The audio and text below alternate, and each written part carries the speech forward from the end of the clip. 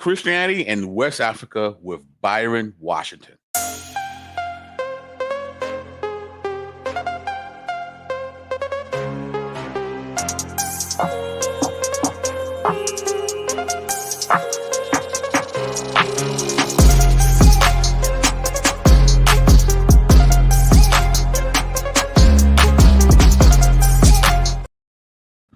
Yeah, what's going on, party people? The place to be. I go by the name of the BK Apologist, transmitting all the way live. New York is the city, Brooklyn is the borough. What's good? What's popping? Happy Saturday to each and every one. Of course, we gotta say what's up to the party people in the chat. We got Tyler Lott on the check-in. We got the illustrious, indelible, incredible Natu D2 check-in. The king of all mods. You know what I mean? And of course, if you haven't yet already, please like, share, and subscribe. Tell a friend to tell a friend to tell 4 more friends that's going down right now. And if you like how it goes down over here, you can show your appreciation via PayPal. Or if you'd like to be a monthly supporter of BK, you can become a patron where you get an assortment of goodies to enhance your personal Bible study.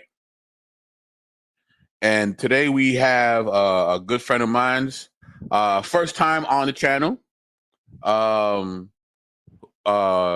good dude. He's the actual real certified boogeyman. There's been other people and other channels that have been claiming that title, but it's really my man right here. Of course, I'm talking about Byron Washington. What's going on, B? What's going on, BK, man? Appreciate being on the channel officially, man. Longtime supporter, brother in Christ, brother in the faith, man. I'm just happy to be here.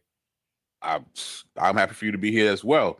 And we have a special presentation. This is something that is a passion project for Mr. Washington. And I was wondering, before we get into it, like how did you focus on this, and why did you do this presentation for? It's not just for YouTube. So yeah. So well, one, it was always like an inkling in me of just being a student of just African history, and just seeing how everywhere else in Africa everything traveled except for Christianity, right? And it's like that didn't make sense. And as I was studying, getting my second master's, I had already earned my licentiate in sacred theology, and I was getting my MDiv. One of my thesis was about North African Christianity, and it being one of the foundations of Western Christianity, period. And it kept leading me into these nuggets about the travelings from west and northeast northeastern Christianity into the West.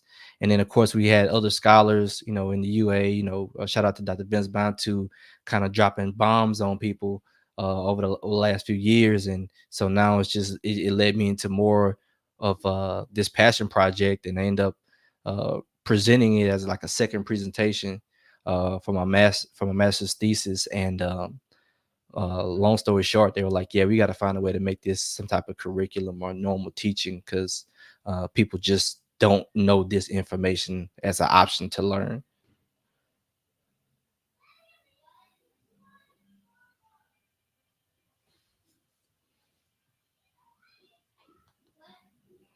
I'm over here talking. Forgot I was muted.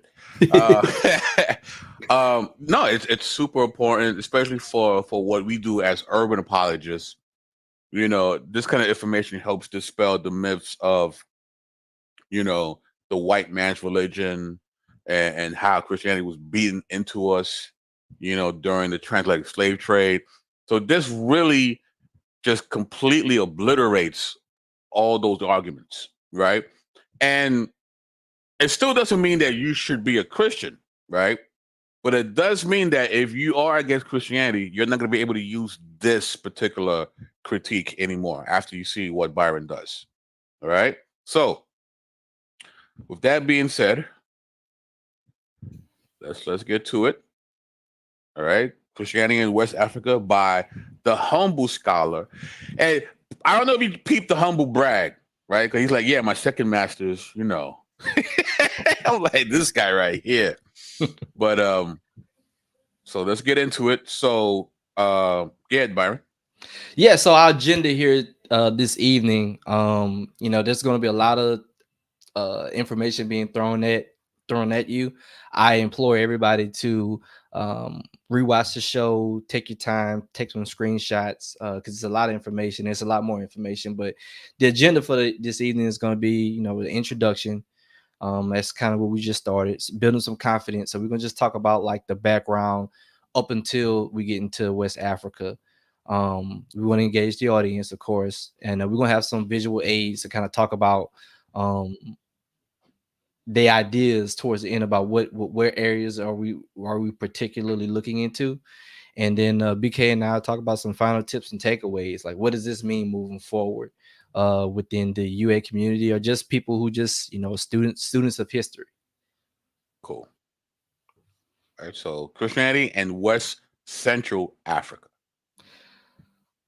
So we are what we're not stating here, because a lot of times in these conversations, the first thing people want to try to put words in your mouth is and state something totally different. Right now, we're just doing a basic, a very modest claim. And so you see, as you can see on the screen, what we're not stating is Christianity was the or dominant religion in West Africa prior to colonialism. Not saying that at all. We're not saying what specific type of expression it was outside of his original theological bounds. And that's a big one, because people often want to say, like, what exactly did it look like, or how did they do this and how did they do that? That can be a different conversation from a different area, different show, different book, but that's not what we're stating here, right? Outside of, again, its original theological boundaries. And we're not stating who or what person was the leaders. So oftentimes in most places in Christianity, you're going to see leaders, big figures, from different regions and stuff like that. We're not going to be able to do that on this show, and we'll talk a little bit as to why that is the case. And then lastly, because this always comes up when you talk about Africa, right, is what was the color or shade of all the different types of Africans. And we say that because, we often want to talk about Africa being this the most diverse continent, and having all these different things, how big as Africa is, being the motherland. But often we want to just make Africa look one way, when we know that it's many different types of people with different phenotypes, shades of skin, uh, uh, hair types, everything like that, all indigenous to the continent of Africa. So Right. here, we're not doing that the shade tree game here. We're not doing that. And if I could add to the list of what we are not stating, we are not stating that Jesus existed. We're not stating that. We're not stating that, the inerrancy of scripture. We're not talking about that, right? We're not talking about whether or not African or African Americans should be Christians. We're not saying that either. Okay. And it's really important that you understand that, because what me and B are going to do afterwards, we're going to do a follow-up show. And that whole follow-up show is going to be dealing with people in the comment section who have a hard time listening. And if you say something that we did not say in this presentation, we're going to make you famous. Because for some reason, people have a hard time listening. So that the whole thing will be us just screenshotting your comment and saying, see, this person did not listen because this is what we're stating, and now they're stating something else. Bingo. All right. Bingo. So So what we are stating, right? Christianity existed in pre-colonial West Africa, right? So this is a modest claim that we're stating, is that we're not even stating something like prior to even European contact. At least we aren't, right? You may see some of our sources state otherwise, but this is what we're stating: pre-colonial, so pre-Portuguese, right? Um, it was significant enough to be documented by Arabs and Europeans. So we're not talking about how large or how small, but we're all saying that it's significant enough that Arab Muslims and then Europeans later noted on a significant enough scale that we still have evidence to this day that, hey, this existed. Um, we are saying that other Africans kept the narratives, their oral history. So if you are a pro-black or pro-African or just a student of history, you have to take oral histories of different peoples into consideration. You can't just throw it away because it wasn't written down in some type of way. Um, Artifacts, we're going to talk about artifacts that seem to coincide with the given data, and then we're going to talk about how Africans mission evangelize to other Africans. So basically what the Great Commission is telling us to do. Right. Right. All right. So the gospel in West Africa. So the gospel of West Africa, I want to talk about, as you see 4 or 5 different bullet points here. There's a thing called the Nigerian knot. There's kingdoms. There's actual kingdoms talked about. Oral traditions.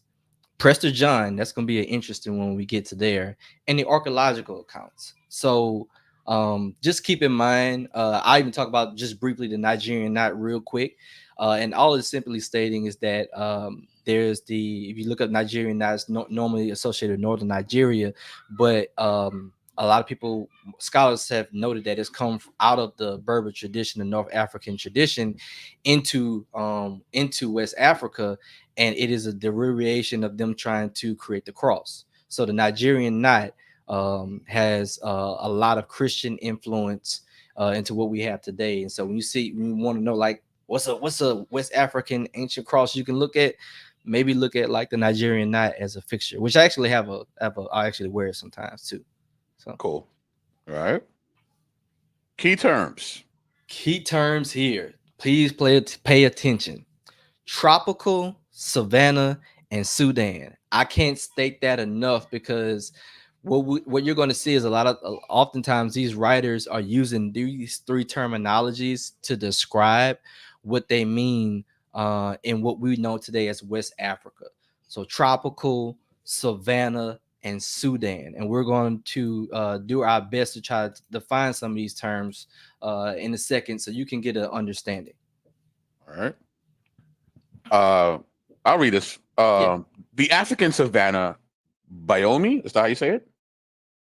Biome is a tropical grassland in Africa between latitude 15 degrees north and 30 degrees south and longitude 15 degrees west and 40 degrees west. It covers what's that? Oh my gosh. Guinea, Sierra Leone, Liberia, Cote d'Ivoire, Ghana, Togo, Benin, Nigeria, Cameroon, Central African Republic, Chad, Sudan, Ethiopia, Somalia, and the Democratic Republic of the Congo, Angola, Uganda, Rwanda, the Burundi, Kenya, Tanzania, Malawi, Zambia, Zimbabwe, Mozambique, Botswana, and South Africa. Okay, that's a lot. So now, so as you just stated, so you can see in your mind, but get a picture of when we say savanna, this is the area we're talking. We're not just talking about the coast. It's within the interior of Africa. Right. The area known as the Western Sudan encompasses the broad expanse of savanna that stretches between the vast Sahara Desert to the north and the tropical rainforest of, why I keep messing up this word? It's Guinea? Yes, sir, Guinea. Oh, gosh. Coast to the south. Its name comes from Balad al Sudan, or land of blacks, the term used by the Arabic travelers, geographers, and historians who first wrote of the region's history. The medieval empire of Ghana, Mali, and Songhai that controlled the Western Sudan had no fixed geopolitical boundaries or singular ethnic or national identities. So that's important. That last statement is so you get an idea of like some of the empires that was going on at the time. But keep in mind, because some people may ask you, okay, so which African were they? Were they Yoruba? Were they Igbo? Were they Mandi? Were they there was no fixed national identity or singular one. There were all these different ethnic groups that made up these different kingdoms. All right. The Kingdom of Aksum. So the Kingdom of Aksum is important because I want to lay the groundwork because this is probably one of the most known kingdoms that we know today within Christian history. We call the Ethiopian Orthodox Church. It is the oldest and largest sub-Saharan African church that we see today. And it's always the most mystery that everybody wants to say. It seems like everybody wants to stake some type of claim into, like, yeah, you guys aren't the Ethiopians, et cetera, et cetera. Well, we're going to kind of talk about what this means and what it doesn't mean. But it existed. The Kingdom of Exum was modern day Ethiopian Eritrea. It's part of the Great Lakes tradition. So you have different things in Africa. You have like the Nile Valley tradition, you have the North African tradition, or the Maghreb, you have the Sahel, you have the West African tradition, and this is the Great Lakes tradition. Where the Great Lakes within more the central eastern part of Africa. As we stated, the oldest independent sub-Saharan African church. It was said that part of it was where the legend of Prester John was, and emphasis on legend, because we'll talk about what that actually means. And this is some important points here. So Ethiopian reports of missions enter into the eastern side of the Kingdom of Congo, and you see here at the bottom the source for that: Ethiopian Congo, a tale of two medieval kingdoms. And so during this time frame, we often hear about the Congo of their first contact with Christianity being the Portuguese. Well, in actuality, in within the Ethiopian tradition, they actually carry this kind of history of they were in contact with that other medieval kingdom, because they were two very large, powerful medieval kingdoms, the Congo and Aksumite Empire at that time. And so they actually had some missions going back and forth. And we're still trying to discover more of those, because it's harder to get just that information into not only the US, but in English, because it's in these different languages. This is from So, early yeah. Oh no, Christianity. go ahead, Jay. Go ahead. You got it. Early Christianity in Africa, North Africa, the Sahara, the Sudan, Central and East Africa, a contribution to ethnohistory by Ludwig Brandl, page 486 on Ethiopia. So you want me to, So, yeah. Want me I to can say it, read it. or I get it? I can read it. I can read it. No problem. So, it says about the year 525, at the time of the Jewish king Naus, Christian refugees from Yemen reached the Sudan. Nawas persecuted the Christians of his kingdom, and King Caleb of Ethiopia was asked by Emperor Justinian to attack the pro-Persian Nawas. Comas, a traveler to India, saw with his own eyes how Caleb organized an expedition against Yemen. After the campaign was finished, Abraha was appointed governor of Yemen, but after a period of 2 years, he made himself independent. And then as we fast forward a little bit more, it says in earlier times, in the regions of central Bornu and Kanam on Lake Chad were already established destination points of many migrants and Christians, as the Kisara legend tells us. And we'll talk about that legend in a little bit. The Bornu tradition has it that the Oba Wadala were former Christians. The Wandala or Mandara came from the Fazan. The Beulah, who were under the first king, are said to have come from the Red Sea to Lake Fitri via the Kofadan, who Christians as well. Today, the Beulah people live in northwest of Yola in Nigeria. So what is this segment saying? It's a large segment. I kind of broke it up. When you in the source material, you can read it for yourself.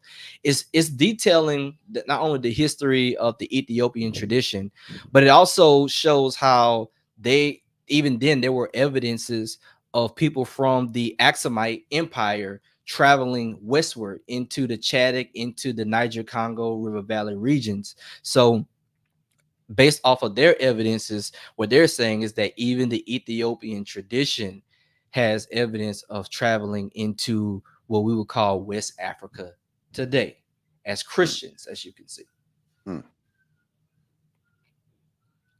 So I want to state this. This is not comprehensive. More work needs to be done, but it is enough data for us to show a solid conclusion. So, and this comes directly from the book you see at the bottom, The Catholic Church in Tropical Africa, 1445 to 1850 by Joseph Kinney, and chapter 5 from the Gospel Across the Sahara and from Nubia. And this is important. Christian influence in the northern savanna areas of tropical Africa, as we stated before, is even older than Portuguese influence. So I want to say that again. Christian influence in the northern savanna of tropical Africa is even older than Portuguese influence. It came from three sources: early North African Christianity, two, medieval Nubia, and then three, European Christians who crossed the desert beginning in the 17th century. And the reason why we started with the Ethiopian context, because at the time of this book, some of the information about what was going on from Ethiopia into West Africa didn't exist. So more than likely, this book was to go and reprint again. They would include that information to say, hey, that bullet point 3 probably would move to bullet point 4, and the third bullet point would be the Ethiopians as well. BK, anything you want to add or talk about with this? No, this is great. This is great. So here what do the experts have to say? So evidence of archaeology and Christian symbols in early North African Christianity penetrated the nomadic Berbers very extensively. This is coming from the same book we just referenced.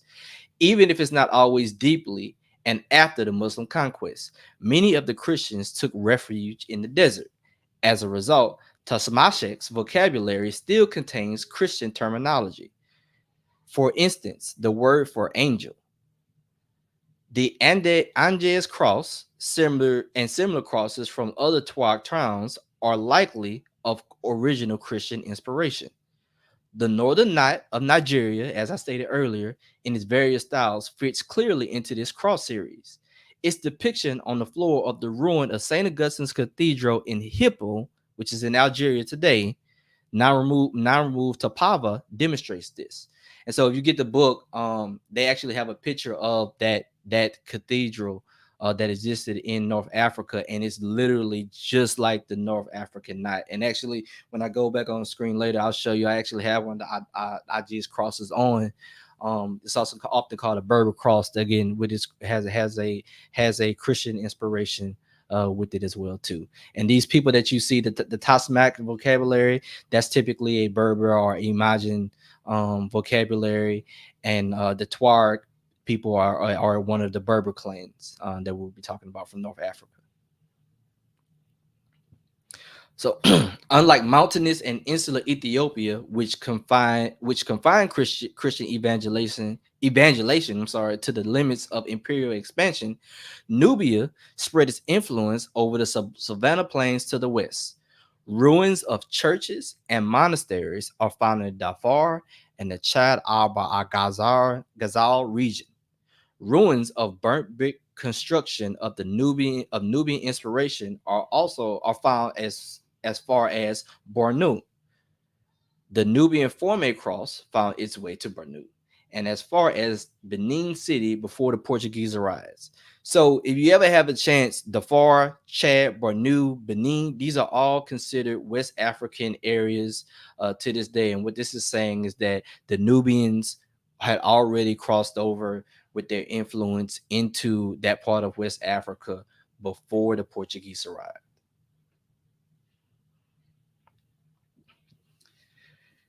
I'm probably going to mispronounce this, but they'll be okay.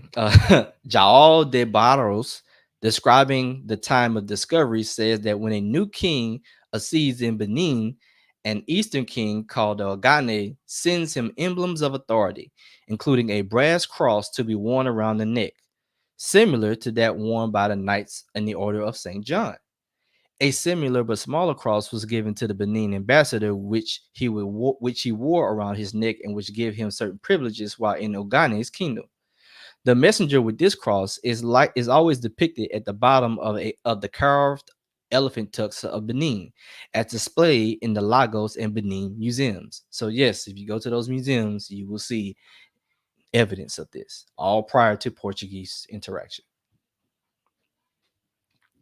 The connection between Nubia and Benin can be filled out by writers such as Leo Africanus, whose writing about his travels around 1512 to 1512 to 1514, said that the Gagal people, I'm sorry, somewhere in the Chad Darfur region, highlight here, practice Christianity, and that the founder of the Mandara kingdom around the Mawari in Cameroon was a Christian. The same assertion is found in the Mandara Chronicle, and Denham heard some Mandaris referred to as Christians even in 1823. And so I want to pause here for a second because I think this is important when we're talking about time frames and certain people here. So Leo Africanus is often a figure that people talk about when it comes to what Africa looked like. And recently, there's been scrutiny around Leo Africanus. I don't know why, stating that maybe he didn't go to the regions in all of Africa that he claimed and that he made things up, right? Because he actually would state that in parts of West Africa he went to, it was Christianity. The reason that it was skeptical of Leo Africanus during that time is that honestly, and scholars will tell you this, they didn't believe him because they didn't think that West Africans, when the Europeans got this information from him, were that advanced. Simply put, they thought that he was making the story up, so A, it was impossible for him to visit all these regions, and B, that these regions were so advanced, there's no way that these were actually real, that he was fantasizing, which we know, in fact, that he was telling the truth now that, yeah, these regions in within West Africa were very much so civilized and advanced. And then again, as you see here, as far early as 1823, because it's important to know that when we talk about the tropical savanna, Sudanic regions of West Africa, many the colonialists didn't really get into the interior of West Africa until sometime in the late 17th to even early 1800s. That's when you start to get these accounts. So prior to contrary belief, they were not in the interiors; they were just held to the coast of West Africa for a very long time. BK, anything you want to add to it? Nah, man, you cooking. You All cooking. good, all good, man. So this is fun. The only tradition surviving is that of the Kasar migration from Egypt to the Sudan, Nubia, and then west to the Benue and Niger river valleys. Some authors would like to see the Kasara migration as one of Nubians, but this is disputed. And I want to pause here to say this, and we'll see this. Well, actually, you know what? I'll finish reading this and then I'll explain later in a second. Further up the Benue, the Bata and Chaba or Bachama peoples also hold to a Kasara legend and claim that they originate from the Sotuku or Gobar people. The validity of this claim has likewise been challenged. Even so, a similar claim was made for the Gobar people by, and I'm going to butcher this name, so you apologize, Abdalkokar ibn al-Mufa in his Ratat al-Afar, written in 1824 to 1825, that they originated from the Copts of Egypt. It matters little whether these legends are historically true or not. They only serve to confirm the penetration of Christian cultural influence from Nubia into the northeastern Nigeria and along the Benue Tiger, I'm sorry, Benue Niger to Benin. So it's important here for us to talk about honestly in academics, right? Often you hear people talk about try to speak in absolutes and no scholar says this and no scholar says that. Well, here in this in textbooks that we have and things that we're talking about is that we see scholars admitting that, hey, not every single one agrees with us on this data. But because there's so much data about it from different sources, it serves as a confirmation to show, hey, there's some type of significant penetration that's going on, that while all these different legends and accounts from people groups in different regions of West Africa kind of having this similar origin stories, something is going out, like something going on here. And the conclusions that the scholars are saying is, with the last highlighted statement that you see, is that they only serve to confirm the penetration of Christian cultural influence. So you see now they're admitting that there's dispute, but the fact that there's so much of this evidence out there, something of significance is going on.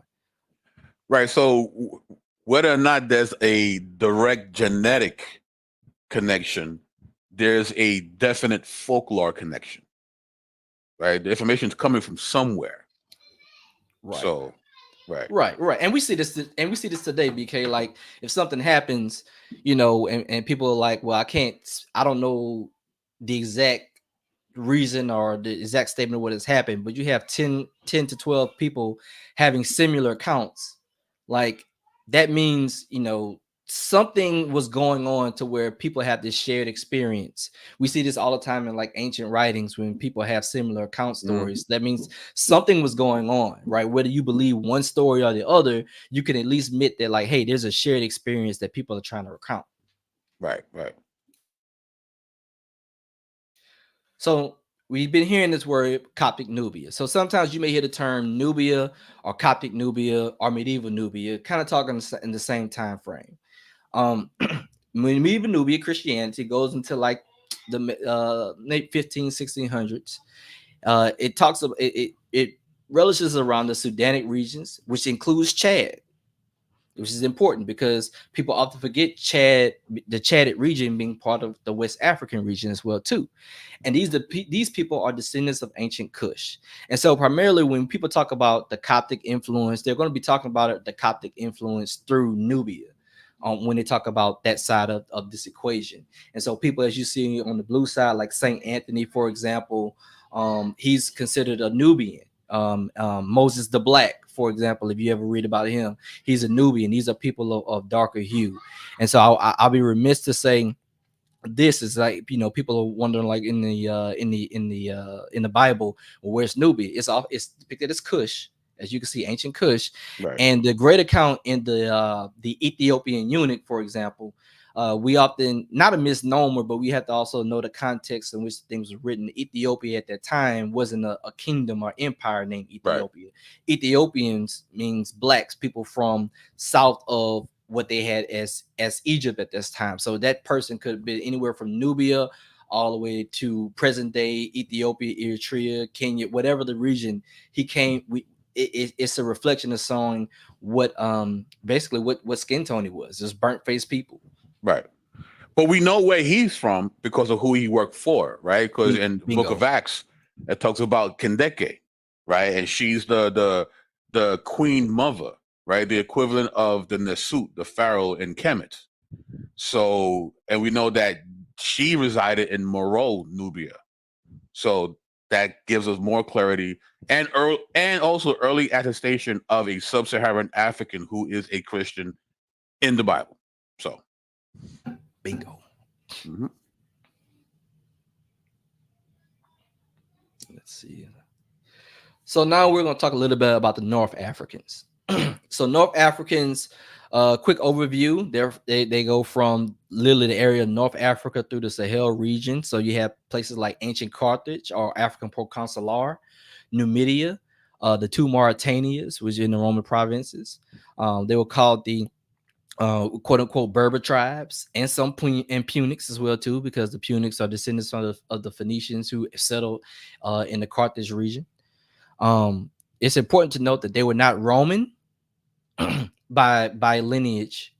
They were not Latin by ethnicity. They were not Roman Catholic, because Roman Catholic was not at that time was not a term used to describe a particular church. And it is important to note because these people did not live in a world where what we have today, where you put a quote unquote black church, white church. They're somewhat part of the Church of Rome. In fact, if I'm not mistaken, Pope Leo, one of the early Roman popes, was a Berber, was an African Berber. So you have evidence here, remembering that these metropolitan areas like Rome, Alexandria, Carthage, around the Mediterranean were not just one ethnicity. It served with a ton of ethnicities. So a big good equivalent today would be no different than like BK. You go into New York, you're going to see all types of people from different backgrounds in this metropolitan city. You're going to see the same thing in like places like Los Angeles, Chicago, where these people from all over the world and all over the country these different backgrounds all living here. So just to say that, hey, and that taking this for granted, but like they're saying BK is from New York City, right? And Donald Trump is from New York City. So ergo BK and Donald Trump are the same ethnic group. And we are most definitely not. Right. So now we can kind of understand this aspect of it. And so they spoke, well, they say African Latin, sometimes called Africitas or African Romance, which is basically the Latin language with a North African tongue and long words too, similar to what we have today in like the Creole languages, where there's English and then there's Creole English, or different variations of that. Is French, is Creole French, Haitian French, and Spanish, the same thing. All these different, we see this to this day. So it's not something new. They spoke Punic as well, from Carthage, and then the different Berber languages, like we talked about before. So this is amazing quote. BK, would you like reading this one? Sure. In North Africa, the inhabitants along the coast were Christians, and furthermore, the Christian message had already penetrated Nubia. In the interior of the Atlas Mountains, there existed in the 3rd century 20 bishops. The faith was preached to the Getatilians and to the Mauritanians before the persecution of Emperor Decius took place.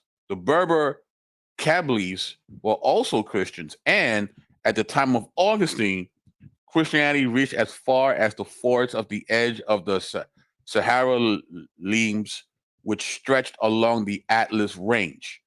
Kabylie was a Greek town in the interior of Thracia.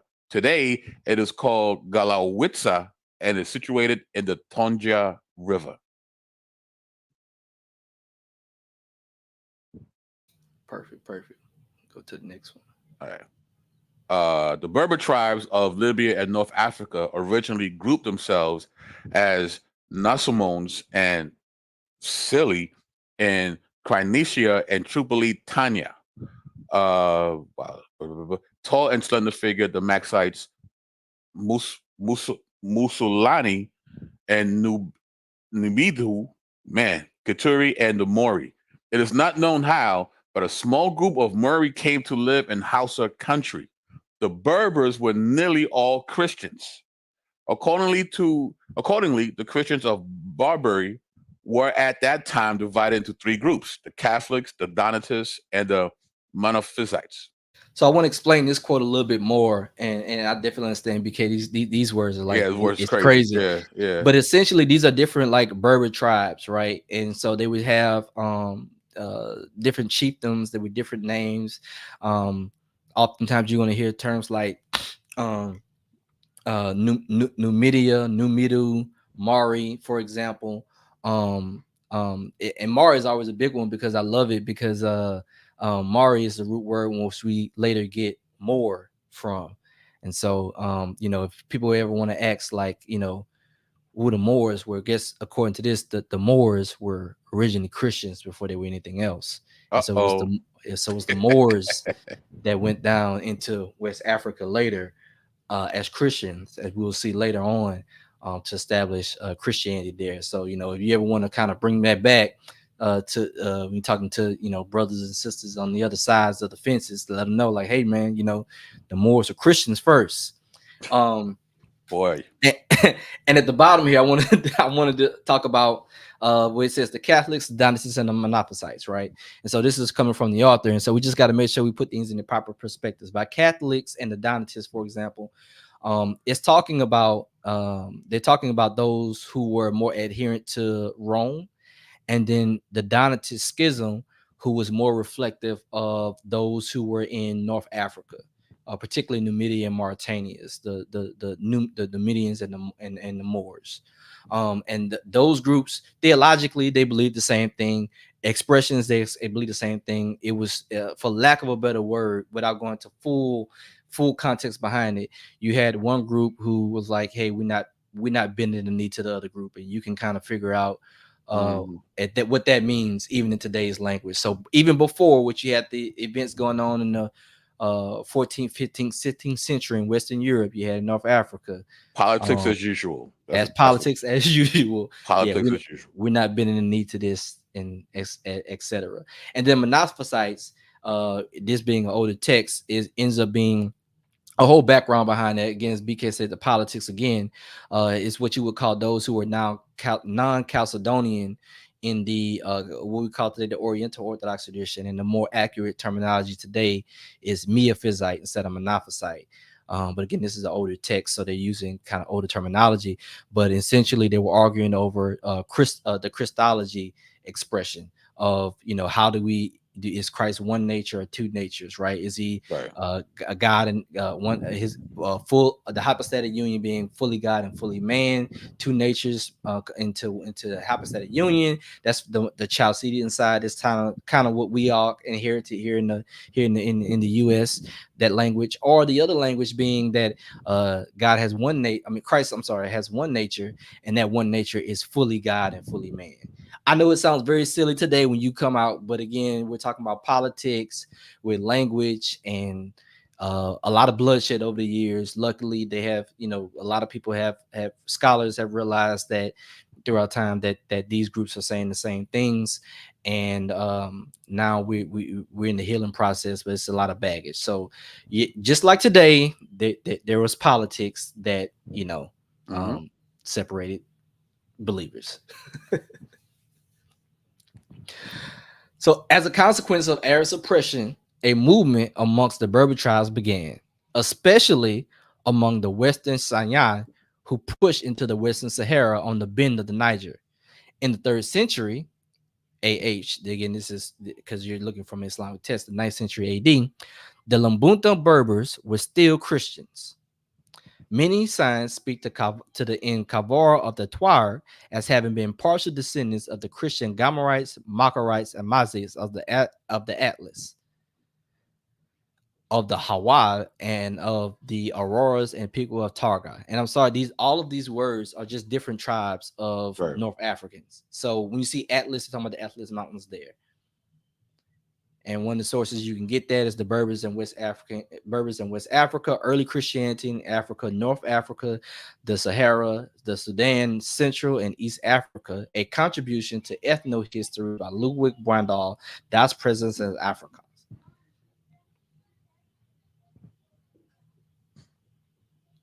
So, you know what, BK, if you don't mind, read this for Yeah. the water. No problem. Trans-Saharan trade. The importance that contact with the Islamic world held for these empires cannot be understated.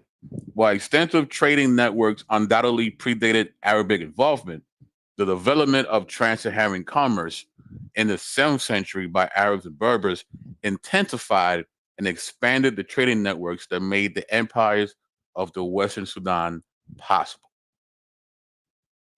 The Savannah region is naturally hospitable to both agriculture and livestock breeding and is ideally situated for trade. An easily traversed region separating radically different environments, each possessing resources and products badly needed by the other, it is likely that the savannah was an important trading arena long before the first camel caravans arrived from North Africa, 3rd to 4th century AD. So what this is saying basically is showing you the beginning of the train. One, that these routes already began, but the Arab suppression that ends up coming into West Africa and North Africa made people flee. No, and they fled into places that they knew long before the first, as they said, the 3rd, 4th century AD. Like these were known places to go. And we see this today, right? Like when people flee for whatever reason, it could be famine, it can be wartime, it can be stuff like that. They typically take the same routes that they always historically done. Like I live in Louisiana, for example, and we're in the middle of hurricane season. So when people want to evacuate for hurricane season, they typically take the same routes that they've always taken.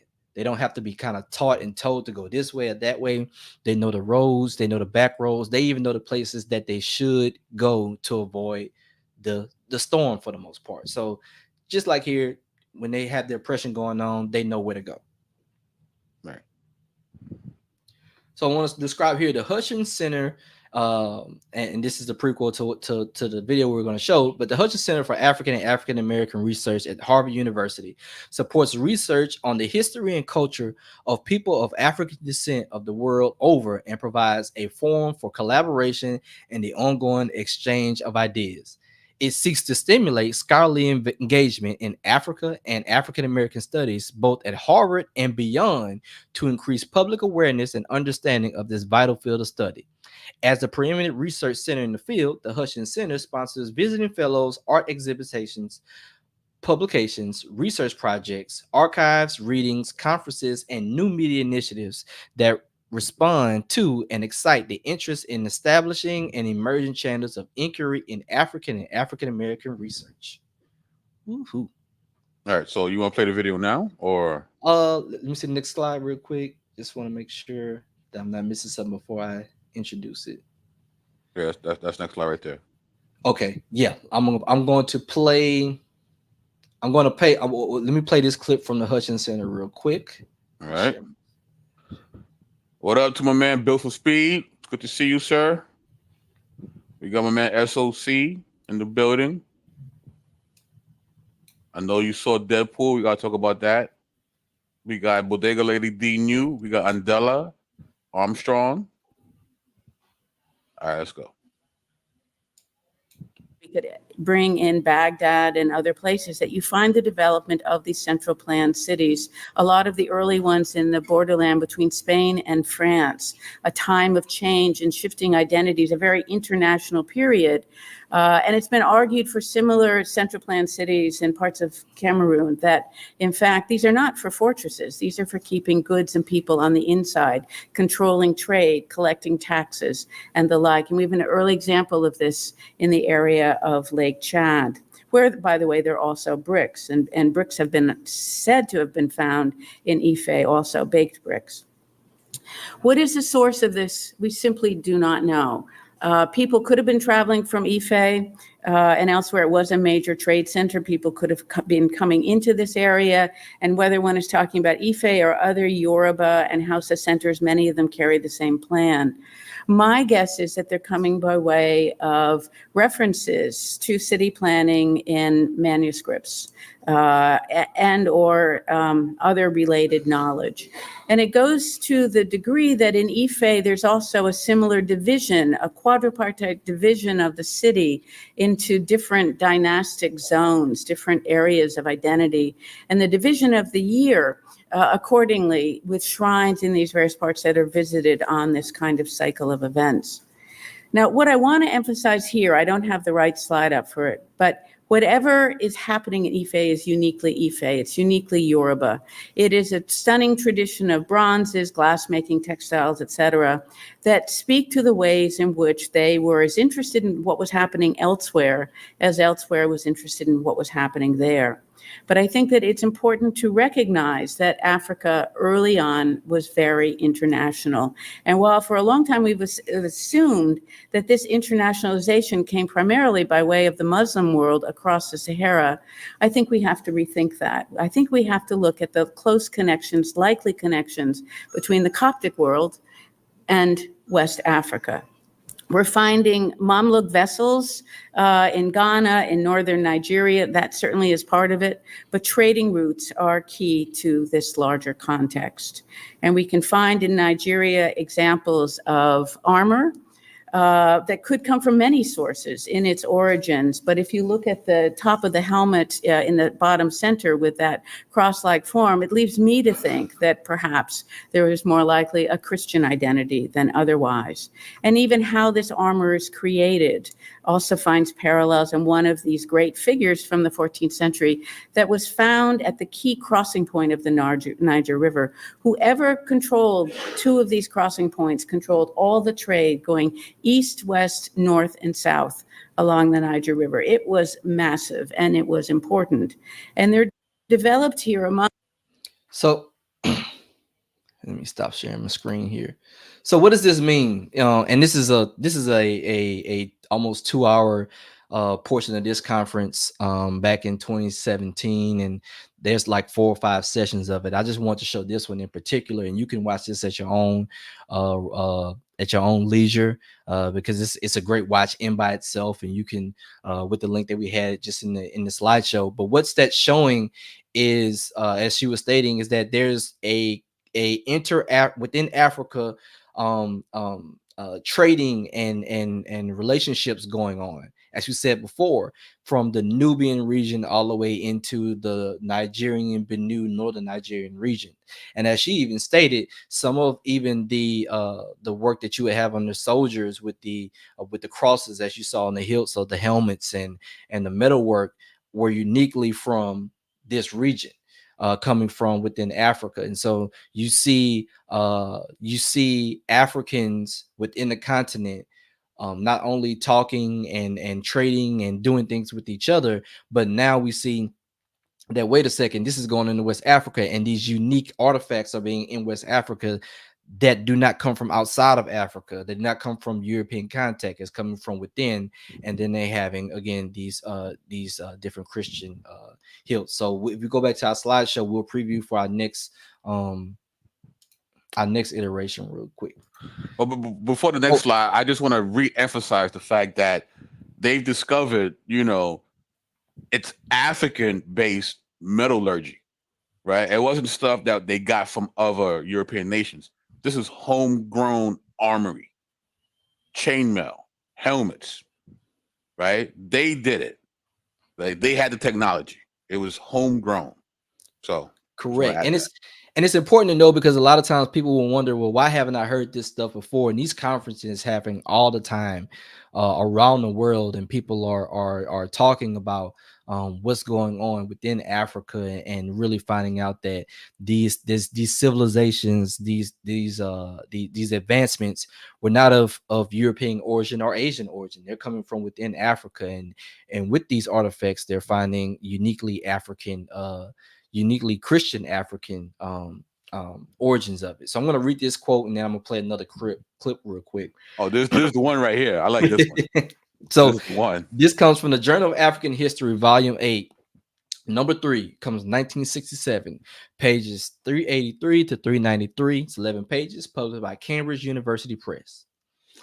In the 1700s, reports from Tripoli reached the congregation of the Propaganda Fide in Rome that Christians, little or uninstructed in the faith, were living in Bornu. Further inquiries revealed that these rumors related not to the kingdom of Bornu, but to a neighboring rival kingdom, that of Gofor or Camphor. The two sons of the ruler of Bornu, interviewed in Cairo, stated that in Kaffaran, these people who venerate the cross and erect it over the houses and churches, while the French consul at Tripoli reported how he had seen slaves from the Gofor who made the sign of the cross. In June 1710, 2 Franciscans attempting to establish contact with these Christians set out from Tripoli and passed through Marzak Agages, and were later reported to have died in Kassana in 1711.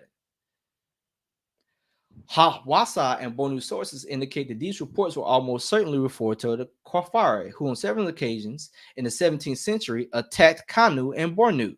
It is then pointed out that the Maltese cross was one of the motifs still used in the 20th century as a decoration by the Aku of Wakari, the ruler of Jukun, who are among the principal survivors of the Kafara. At least a section of the inhabitants of Wakara, also preserve a clearly remembered tradition of having taken part in the migrationary journey from the Neolithic Sudan to the Benue. And then one thing about one more thing. It is suggested, therefore, that the reports from the French consul and the Franciscans, although garbled and consisting in the main of the secondhand evidence, strengthen the possibility that the Maltese crosses used in the Jukun, in Nupe, and Benin indicate influence from which emanated originally from Christian Nubia, and perhaps connected with the Kisar traditions. And as I get myself ready, I want to show, because I think this author, and we're going to talk about more about this, what this piece means in a second, but I want her to kind of explain it better than I can, and then we'll follow up. And you guys gonna kind of love this. Yes, sir. Big up to DMG in the building. What's going on, sir? And I won't show every single, because it's every single clip, but I'm going to show you some things just as you say, as you can see how it starts, because I want y'all to see how it starts. So you know, it says the arts of pre-colonial Africa. So you know where we're talking about right now. And let's get it going.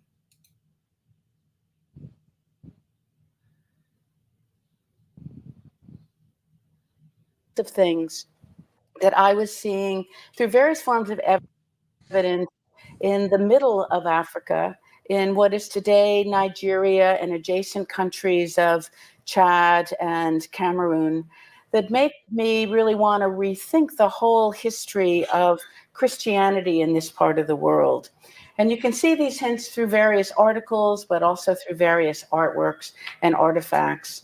One of the most important is this article on Christian traces and Franciscan mission by Gray, which basically tells the story of a ship off the coast of Tripoli with some Franciscan priests. They ring the bell, call to prayer, and a group of Africans who are enslaved go to the service. And the priests are really shocked to see them there, but they discover that they are in fact Christian.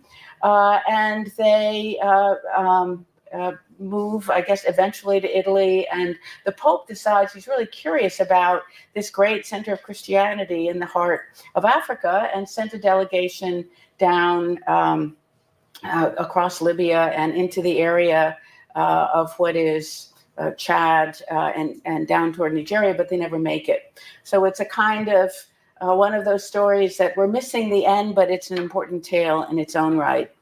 So I want to stop right there before we go further, and just because of other things I want to talk about within this clip.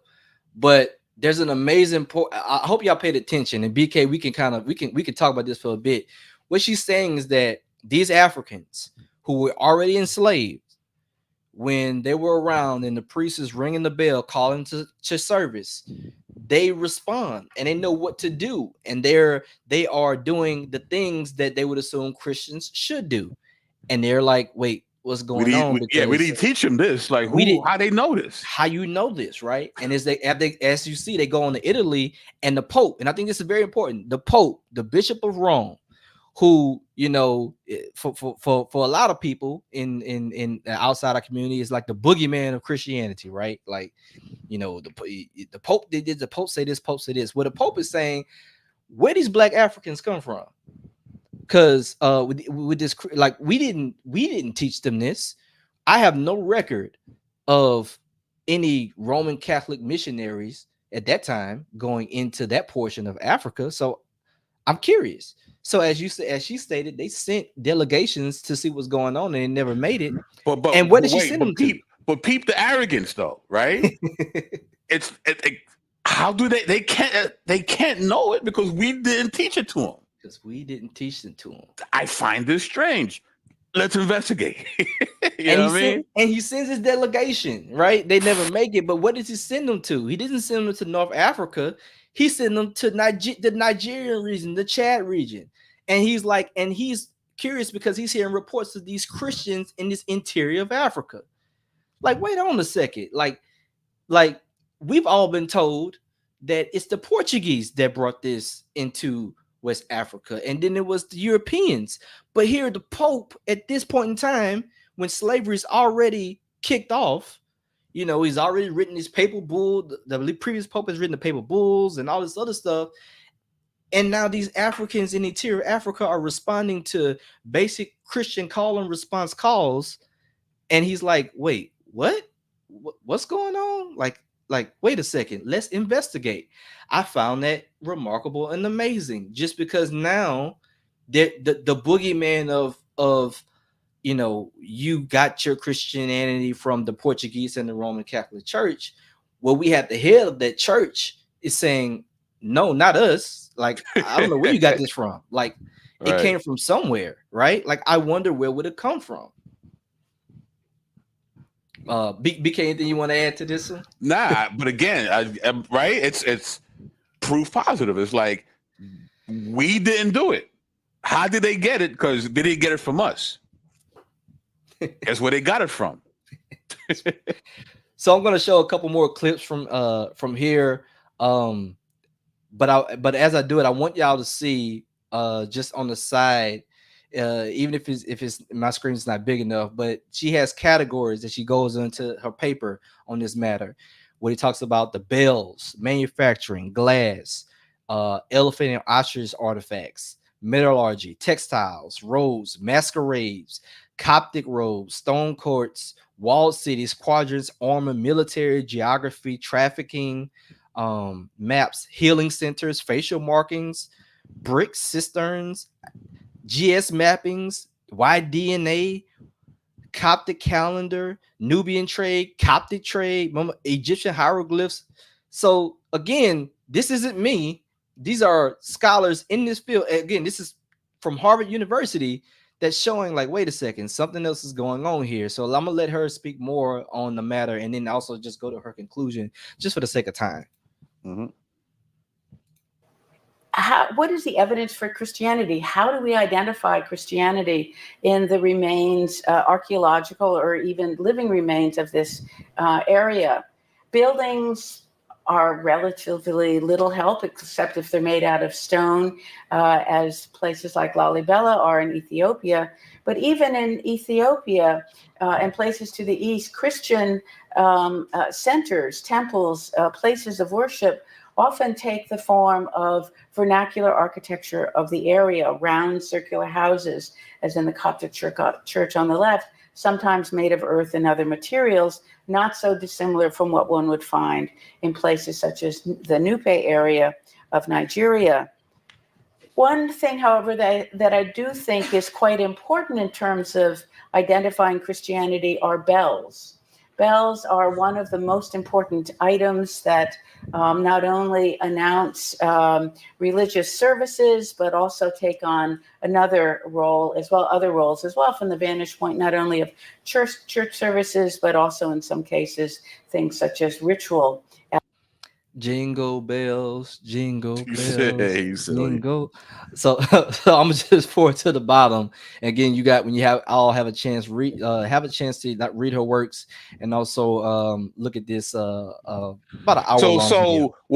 without the Pope's influence, right? They had bells for religious ceremonies on their own. This isn't from Catholicism at all. This is African. Thoroughly African. All right, continue. Which is why they knew when they heard the bells for service, right? Like they knew exactly what to do and how to respond, which surprised the others.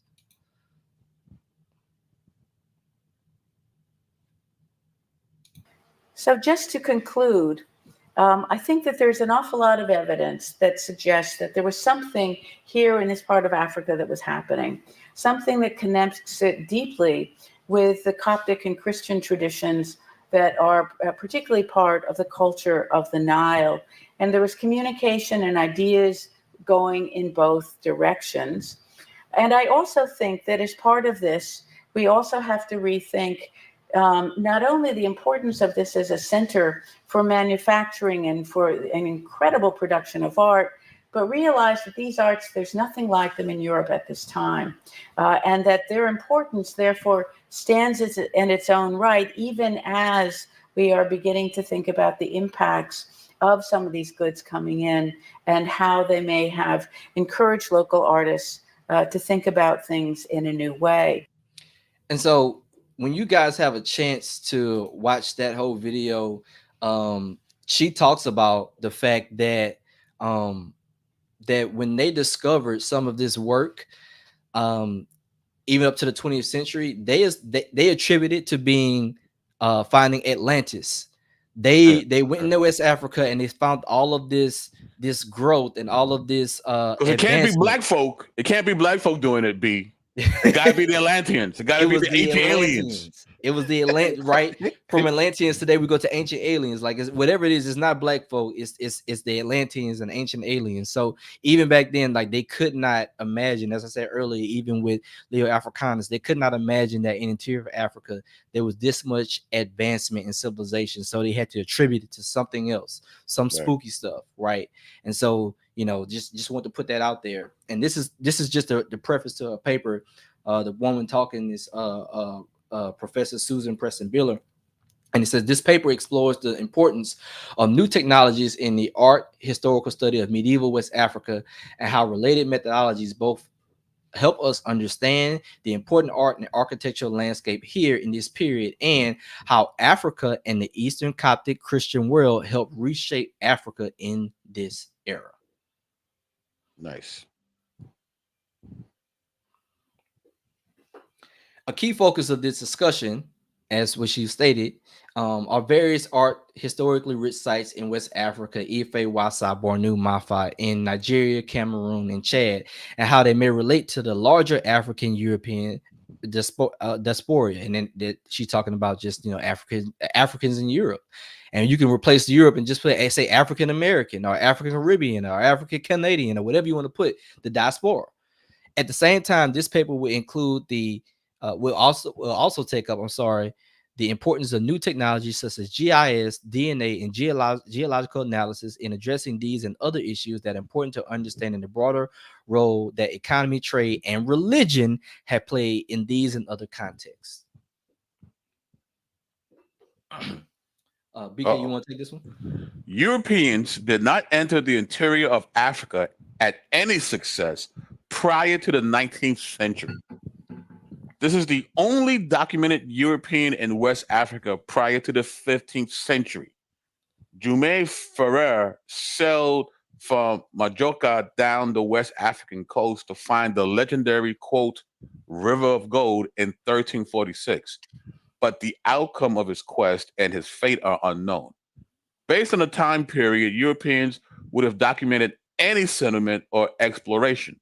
Also, the Moors of Mali would have documented any Europeans. Boom. Continue or? Oh, yeah, continue on. Passing, therefore, westward from the island of Syene, you enter to the province of Nubia, bordering on the west upon Gagor, eastward upon the river Nilus, towards the north upon Egypt, and southward upon the desert of Goran. The inhabitants thereof, called by Strabo Enus, who at this present, as Francisco Alvarez reporteth, a most miserable and wretched kind of life. For hauling lost the sincerity and the light of the gospel, they do embrace infinite corruptions of the Jewish and Mohammed religions. So here we begin to see the change that happens. People wonder, like, so what happened? You begin to see, we begin to talking about like what happened to these Christians. Well, a certain group entered into Africa, and it was essentially get down and lay down. Right. And I'm not talking about the Europeans at this point either. Mm-hmm. At the same time, when the foresaid Alvarez was in Abysia, there came certain messengers out of Nubia to make suit unto the pret that he would send them priests and such persons as might preach and administer the sacraments unto them. Cool. But he returned answer that he could not, in regard of the Socrates of great clergymen of his dominions. The said messengers reported that the Nubians had sent often to Rome for a bishop, but being afterward by the invasions of the Moors and the calamities of war cut short of that assistance, they fell for want of teachers and ministers into extreme ignorance of Christian religion, and by little and little were infected by the impious and abominable sects of the Jews and Mohammedans. So this work, and if you guys have wondering like why is it hard to read and follow, is actually not. This is not in English.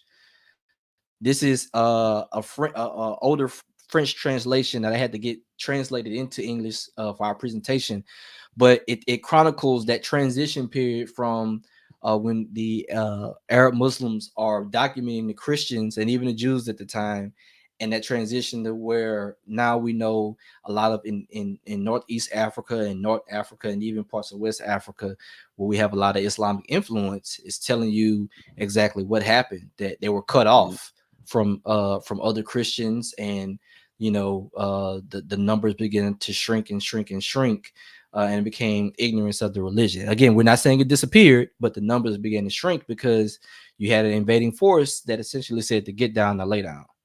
Yep.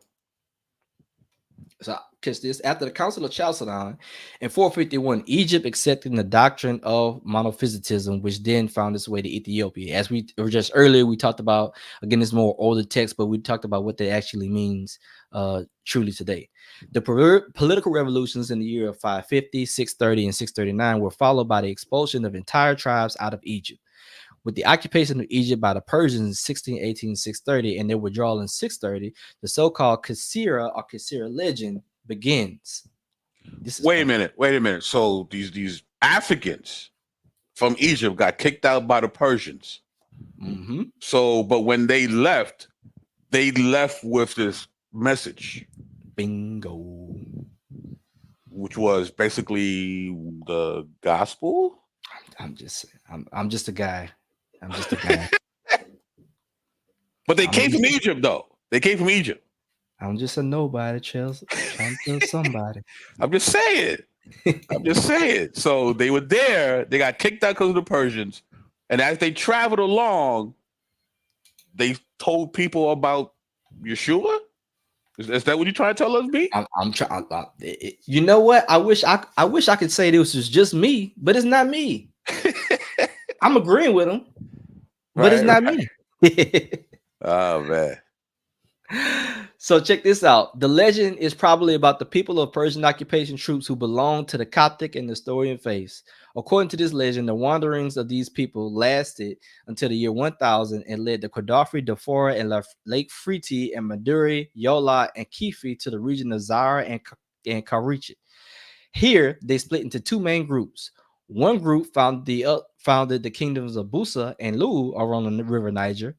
The other traveled into the region of Wakari, Jukun, and Panda on the river Benue, while again another group pushed on Tagara, also called Atagara, after Ait, the father of Ida, which is the Taita. Ida is also a town in the river Niger today. Let's keep going. I wonder what this means. The Yoruba or Kun, however, are related to the pre-Islamic Berberdom and to the Christian empires of the Nile and Abyssinia. Wait a minute. So the Yoruba were originally Christian? They said it, not me. Wow. Okay, continue. Okay. And then we go down saying living, and this is just to quote me getting the original text in non-English, because that's always fun. When we follow the wanderers of the people of the Kesar legends, we shall make a special observation concerning Nigeria, namely a repeated appearance of the village named Nasawa. Wait, hold on. Let's slow it down. One village is near Yola, one near Kefe, and one in the west of Gosa. The village name Naswara shows the Hausa word Nasara, which is Christian, taken from the Arabic word Asara, a country, Nasara, a country, a place of the Christians. So they had a whole village. They had a whole village called Christian. A whole village called Christian that's named after the word Nasara, the Hausa word. So again, this ain't my word. This is coming from Arabic writers talking about, hey, there are villages named after Christians in West Africa, as you can see to this day. And I want to talk a little bit more about the Kisara legend, because people always wonder about these legends and what's going on. Like, what does this mean? Well, legends, of course, if anything, we're not saying legends are always 100% true and facts, right? But what legends do tell us from a scholarly standpoint is that there was an understanding of that time that tells a deeper story. So I'll give an example, like the legend of King Arthur, for example. Right. Now we may not, maybe King Arthur was a real person or wasn't, right? But scholars can say the acts associated with him are often associated with a number of smaller kings and chiefs around that oftentimes be attributed to the legend of King Arthur, whether real or not real. The fact is that these things that happened lived in the memory of these people, and that this king or sets of kings or rulers tried to unite this portion of Europe under a Christian crown, which we know happened. Wow. Just saying. Right. I'll go back one more time, BK. I just want to show also for brothers and sisters, if you ever, I know Dr. Vince Bantu has talked about this, but if you ever want to find another word that you can use for Christian, maybe you want something more indigenous. Again, the Hausa word Nasara exists for you. So in case you want to, put that in your tool book to say, hey man, maybe I want to use a more indigenous term for Christian. I mean, there you go, right there. Nice.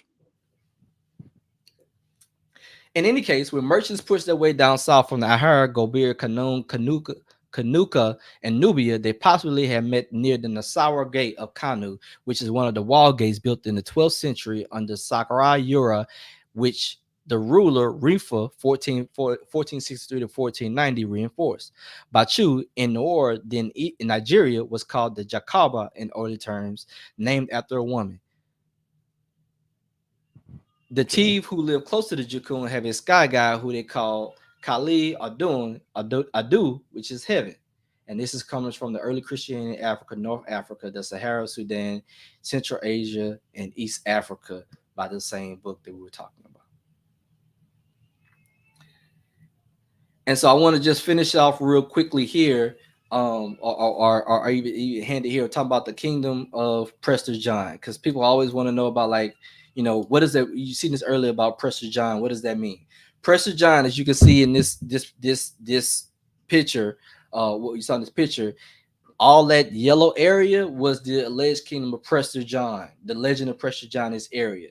This kind of middle region that you see Nubia here, you see Egypt at the top part, you see Arabia. So you can see the yellow area that they attributed to him goes into West Africa and also parts of the Congo as well too. Now it is a legend. We're not saying it's true, but what it is saying is that in the minds of the people of the day, they knew there was something powerful of a Christian priest, king, or ruler in that part of Africa that they were sure was there. As you can see, we already talked about that even as late as 1700s, that there was still something going on that many of the Europeans had no clue about. So, BK, if you don't mind reading Sure. the next 2 points. The Europeans were aware that there were Christians in Abyssinia. Following the Islamic conquest during the 7th century AD, however, contact between the two areas was severed. Around the time when the Europeans no longer believed that Central Asia was the land of Prester John, contact between Europe and Abyssinia were reestablished. During the 14th century, Abyssinian emissaries had reached the coasts of Europe, while Dominican missionaries made it as far as Central Africa. Thus, by the end of the century, it was commonly agreed in Europe that Prester John was a ruler of Abyssinia. In one version of the legend, Prester John is said to have retired to Abyssinia after he was defeated by Genghis Khan, thus making a connection between the stories from the 14th and 13th centuries. So the reason why this is important again to talk about is not to say that was this person true or not true. It's the fact that it was important enough that people were even attributing at this time some legendary African Christian clergy preacher king in the interior parts of West Africa today. So that means that people were having fantasies about African Christian kings in the interior of Africa. But they told us that we didn't know about Christianity until the Portuguese came. Yet as early as this time, they're dreaming and having fantasies about something going on there. They're excited, like, wow, this got to be this great Christian king, because this is coming at a time where they're trying to defeat the Islamic incursion. So they're like, hey, we got another ally on our side. We need to get in contact with them so we can get these Muslims up out of here. Right. Crazy. But again, to your point, right? legends have some thing of truth to them, right? Why would people think of this great Christian ruler if there wasn't a couple of Christian rulers, right? So That's it. So this is coming from great esteemed scholar Dr. Vince Bantu. And I'll read it just as he stated. The receipts continue. I'm still grinding on this article in the spread of the Bisrat gospel in West Africa from before the colonialism, but today I finally got hold of the Arabic edition of Ibn Adawi's Chronicle, which included Mansa Musa's claim that he had Christians, Nasari, in his Mali kingdom in the 1330s. There is a longer story of acquiring this text in the middle of a pandemic, but praise be Tilly God for bringing this to light. Full articles on the way. So I think the next slide may show you just the example of that article, as I think most of us in the UA have seen this and seen people talk about it in some way, form, or fashion. And you can see the text right here on screen. He's talking about this area, and I'm gonna just talk about a little bit two things here. The SIC markings and the Takru. So I'm gonna talk about Takru first, Takur, depending on how you say it. The Takur or Takru was a small Christian kingdom at the time, and I say Christian kingdom because they actually called them is a Christian kingdom, according to the sources. That was at the time of Ghana before Mali entered in, and Mali, when it grows and takes over, soon annexes this kingdom as part of their kingdom, so it just becomes the Takru region. Later on, we see that the Arabs ended up referring to all of West Africans as Takru. So I think that's pretty dope to it, that now you have, even to this day, you can find sources that Arabic people are referring to West Africans in particular as Takru people, which was, as you see, but like a land in West Africa that belonged to the Christians.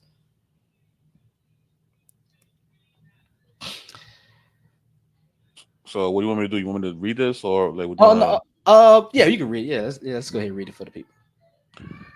In this year, 724, 1324, the king of Takor arrived, making for the noble Hijaz. His name was Abu Bakr B. Musa. He remained in Egypt for a year before betaking himself to Hijaz. He had much gold with him. He is the country which puts forth gold. I heard that Qadi Fa'u Adin, inspector of the victorious army, say, I asked the king of Takor, how is the description of the place where gold grows with you? He replied, it is not in the part of our land that belongs to the Muslims, but in the land which belongs to the Christians of the Takor.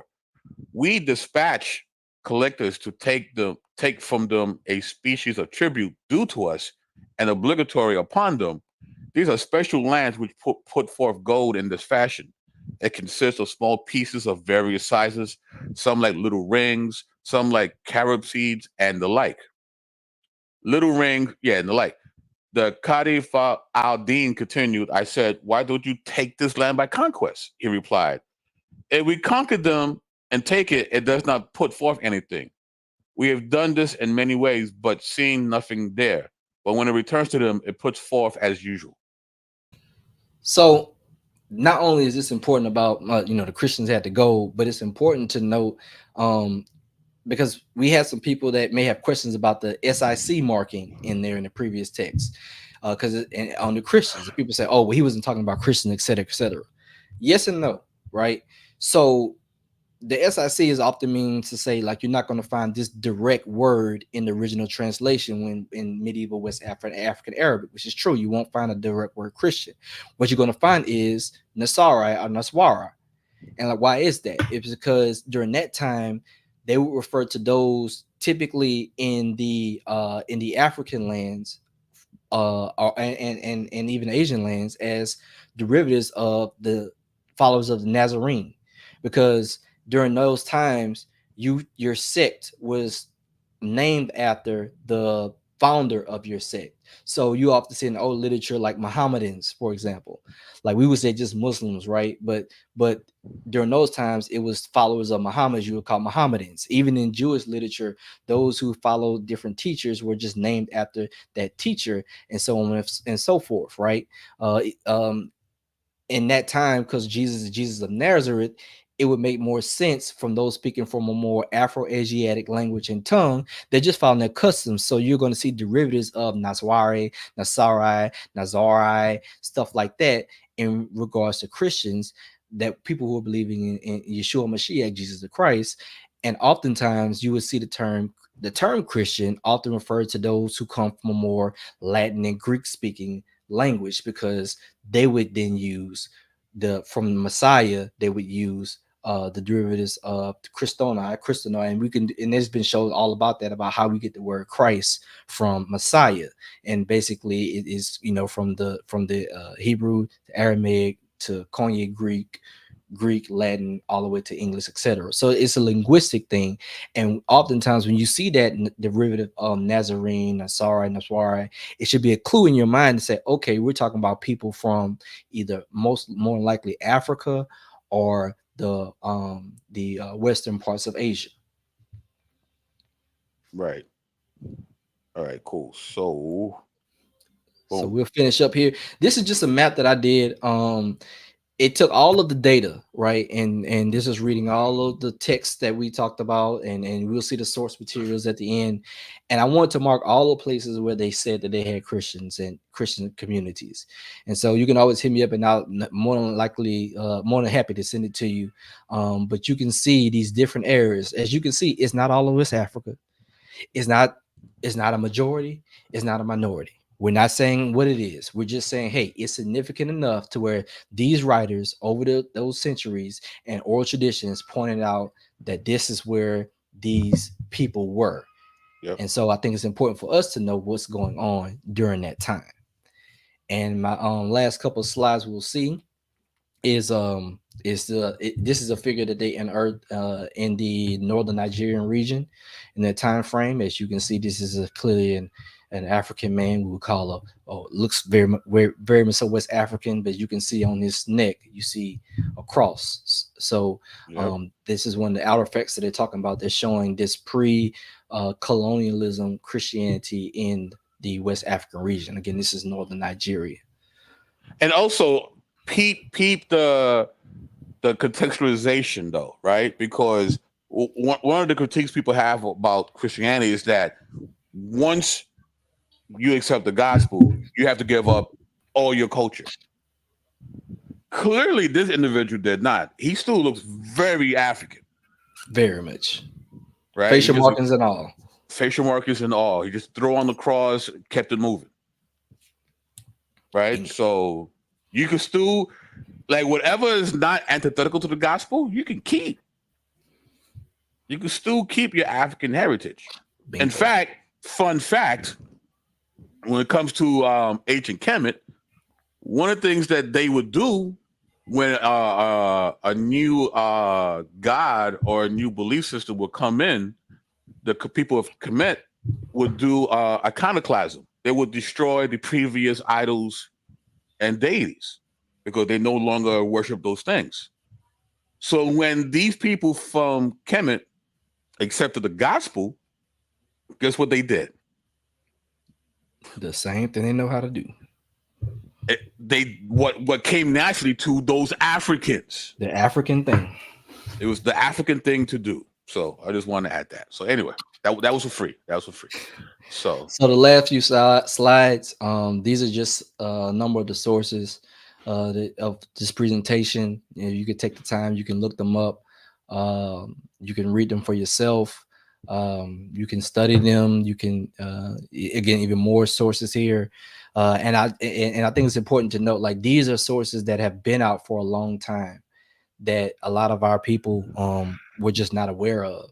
And so oftentimes when people have a pushback against this, it's going to be because they just weren't aware, and because you don't know, you assume that it doesn't exist, or you can as my brother Jamel would say, try to speak on the quantity instead of just understanding the attendance, like they were there. And so when you guys we appreciate you tuning in. I think this is going to be a major move, not just for the UA, but just for the communities as a whole, to bring this information to light, to say, hey, look, this doesn't mean you have to accept the gospel. This isn't an evangelism presentation. This doesn't mean that you even have to say Christianity is true, but you have to at least say, from a historical standpoint, based off of what everybody said, that yes, this faith tradition existed prior to colonialism. And even as you can tell from the presentation, the sources are saying even prior to European contact. But we're just saying at least prior to colonialism that this existed, and it came from other Africans within the continent. Right. It's a belief that came from other Africans. Now, did it originate in Africa? No. All right, Christianity, Day of Pentecost in Jerusalem, that's where it started. But man, to see how the gospel spread without the sword, by the way, from east and north all the way to the west. You know what I mean? And B-Wash is rocking. What's that again, sir? This is the Daze cross, also called the Berber cross. This is one of those renditions of what you were talking about. Nice. You get close to the screen, but what happens is you'll have people say, well, oh no, that's not a Christian cross. This was part of the Berber peoples prior. But the thing about it is, just like the Coptic cross was a rendition of the Ankh, they took something that was native to them, right, and then they expressed it in a way that their new faith tradition could be true. So just as the Ankh meant life, and they're like, wait a second, the cross represents new life. Right. Boom. Berbers did the same thing, so on and so forth. So I just want to show that. So they were expressing their Africanness when it came to their theology. Absolutely. Absolutely. Who'd have thunk it? Who'd have thunk it, huh? Who'd have thunk it, And so again, as we talked about earlier, please, those of you, we want people to pay attention, to really watch and pay attention to the presentation. If you have critiques, please critique the information, learn it, understand it more. And back to what we said at the beginning, there's a difference. Understand what we're saying and what we're not saying, because oftentimes what happens is that we will get pushback on stuff that we're not saying, right, as if we should say it. And as BK said earlier, if you put in the comments that you want to say this, that, and the third, we will have no problem exposing it out and say, okay, is this in line with what we're saying or what we're not saying? Does it have anything to do with the presentation? Right. That's, man, listen, B-Wash, man, you got busy, my friend. You definitely got busy. This is an amazing.